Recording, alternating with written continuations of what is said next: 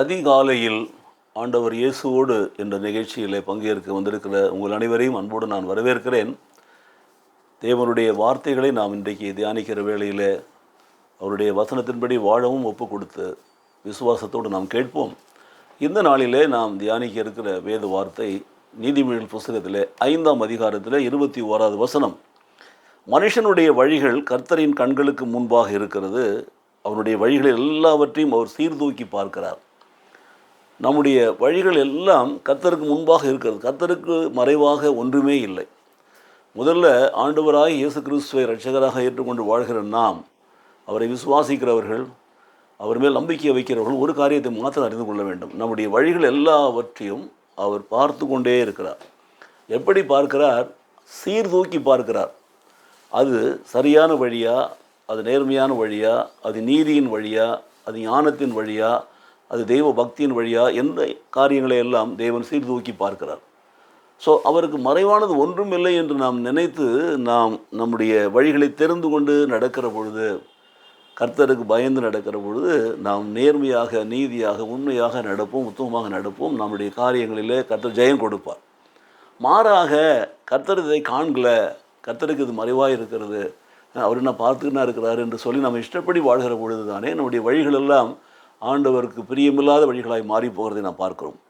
ஆகவே for a man's ways are in full view of the Lord and he examines all his path. நீதிமொழிகள் 15:3 வாசிக்கிறோம், கர்த்தருடைய கண்கள் எவ்விடத்திலும் இருந்து நல்லோரையும் தீயோரையும் நோக்கி பார்க்கிறது. நன்மையானவைகளையும் பார்க்கிறது, தீமையானவர்களையும் பார்க்கிறது, வழிகளில் இருக்கிற தவறுகளை பார்க்கிறது, சரியான நீதியின் பாதைகளை பார்க்கிறது. அதோடு மாத்திரமில்லை, அவருடைய கண்கள் மனுபுத்திரருடைய எல்லா வழிகளின் மேலும் நோக்கமாக இருக்கிறது. எரேமியா 32:19 வாசிக்கிறோம், நம்முடைய வாழ்க்கையிலே கர்த்தர் நம்மை காண்கிறார் என்ற உணர்வானது நம்மை கர்த்தருக்கு ஏற்ற பரிசுத்தத்திலே நடக்க அது நமக்கு வழிகாட்டும். கர்த்தருக்கு பிரியமான அவருடைய வார்த்தைகளின்படி நடக்கிற பிள்ளைகளாக நம்மை நடத்தும். அப்பொழுது நம்முடைய வழிகளெல்லாம் நம்மை காக்கும்படி தூதர்கள் கட்டளையிட்டிருக்கிற தேவன் வழிகளெல்லாம் நாம் ஜெயம் காணும்படியாக, வெற்றியை காணும்படி நம்மை நடத்துவார்.